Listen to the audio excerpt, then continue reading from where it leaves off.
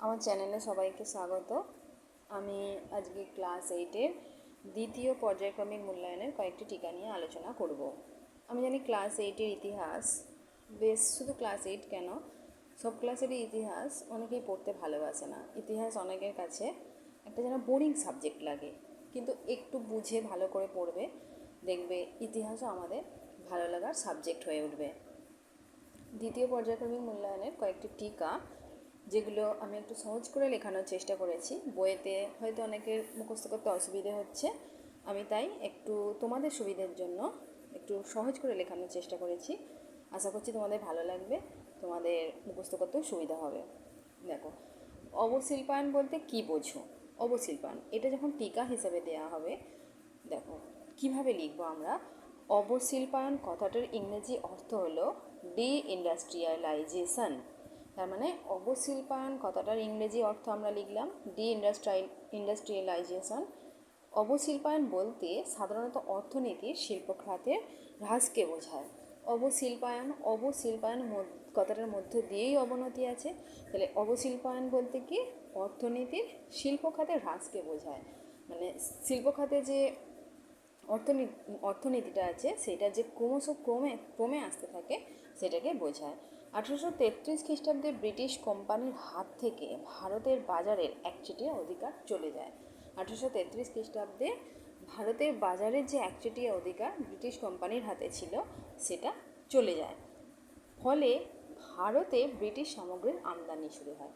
ফলস্বরূপ কী হয়, ভারতে ব্রিটিশ পণ্য আসতে শুরু করে।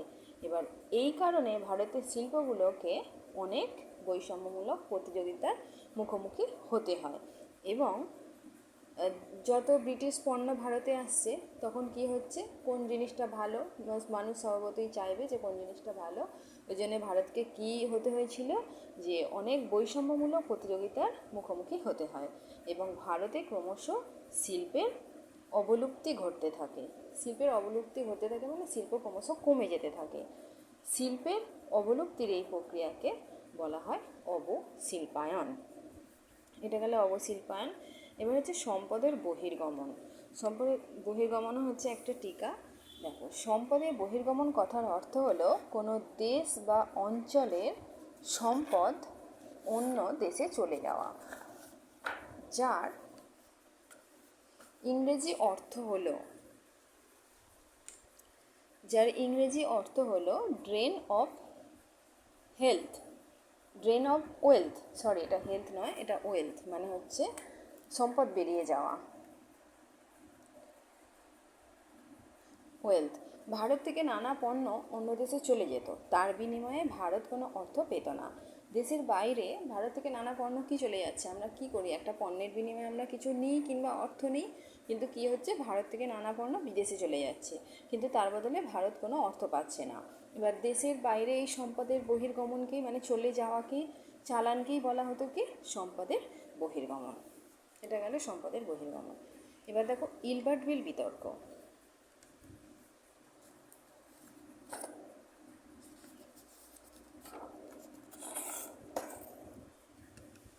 ইলবার্ট বিল বিতর্কটা কি,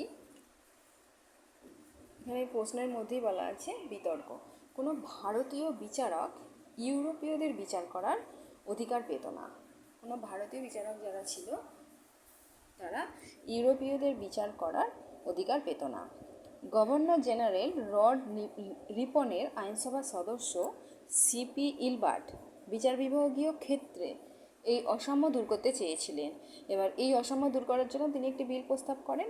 তার প্রস্তাবিত এই বিলে, তিনি যে বিলটি প্রস্তাব করেন তার প্রস্তাবিত কী ছিল, বিলে ছিল যে ভারতীয় বিচারকদের ইউরোপীয়দের বিচার করার অধিকার, মানে তিনি যে বিলটা প্রস্তাব করেন সেই বিলে ভারতীয় বিচারকদের ইউরোপীয়দের বিচার করার অধিকার দেয়া হয়।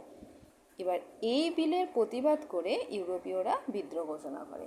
যখনই এই বিলটা পাস করা হয় তখনই এই বিলের প্রতিবাদ করে ইউরোপীয়রা বিদ্রোহ ঘোষণা করে। শ্বেতাঙ্গ অর্থাৎ সাদা চামড়ার মানুষ, ইউরোপীয়দের এই আন্দোলনের ফলে বিলটা আবার বাতিল করা হয়, প্রত্যাহার করা হয়।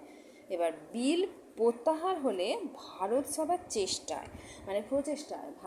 প্রচেষ্টায় ভারতবাসীরাও আন্দোলন শুরু করেন।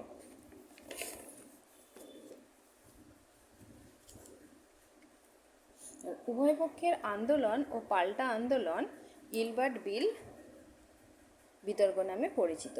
ভারতসভার আন্দোলনের ফলে ভারতীয় বিচারকরা শর্ত সাপেক্ষ ইউরোপীয় বিচারকদের বিচার করার অধিকার পায়। আমি আপাতত এই 3টে টিকা আপাতত লিখেছি সহজ করে, আমি আরও টিকা পরে তোমাদের দেব।